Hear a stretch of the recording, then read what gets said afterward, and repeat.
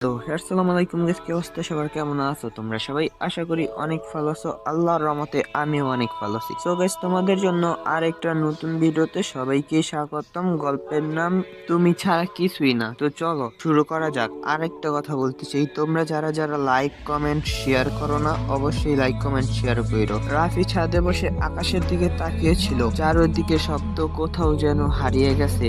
শুধু একটা কথাই বারবার কানে বাজে রাফি, ভালোবাসা মনে পাশে থাকে না শুধু রাফি, বোঝার চেষ্টাটাই আসল।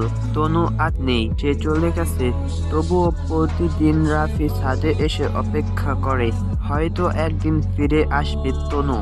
সন্ধ্যার বৃষ্টি তখন টিপ টিপ করে পড়ছে। হঠাৎ দরজায় ঘন্টা বাজল। রাফি ধীরে ধীরে দরজা খুলে। রাফির চোখে অবিশ্বাস্য, কারণ বাহিরে তনু দাঁড়িয়ে আছে, চোখ ভেজা এবং হাতে একটি ছাতা। তনু বলল, তুমি ছাড়া আমি কিছুই না রাফি, আমি ফিরে এসেছি। এটা ভালোবাসা আবার শুরু হলো। রাফি কথা বলতে পারছে না, যেন শব্দ আটকে গেছে গলায়। তনু সামনে দাঁড়িয়ে রাফির দিকে তাকিয়ে আছে। একটু পর রাফি জিজ্ঞেস করলো, তুমি ফিরে এলে কেন তনু? তনু চোখ নামিয়ে বলল, কারণ আমি ভুল করেছি রাফি, আমি বুঝিনি ভালোবাসা মানে কাউকে ছেড়ে যাওয়া না, ভালোবাসা মানে রাগের মাঝখানেও হাত ধরে থাকা। এ মুহূর্তে নীরবতা। তারপর রাফি ধীরে ধীরে হাত বাড়িয়ে দিল তনুর দিকে। তনুর চোখে জল, কিন্তু সে একবারও জল লুকানোর চেষ্টা করলো না, কারণ এই কান্না বিচ্ছেদের নয়, এই কান্না শুধু ভালোবাসার। রাফি বলল, এবার না হারাও তুমি আমাকে। তনু হেসে বলল, তুমি ছাড়া আমি কিছুই না রাফি, সত্যি বলছি। এই রাতে বৃষ্টি পড়ছিল অনেক, কিন্তু দুজনের চোখেই ছিল শান্তির আলো। ভালোবাসা এক নতুন অধ্যায় শুরু হলো তনু এবং রাফির। তাদের জীবনে আবার রং ফিরে এসেছিল। তনু আর রাফি,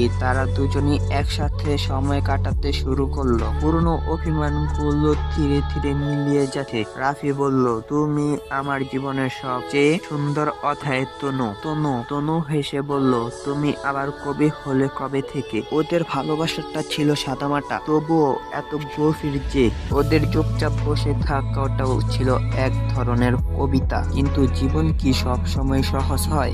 একদিন রাফি ফোনে চাকরির অফার পেল ঢাকা শহরে।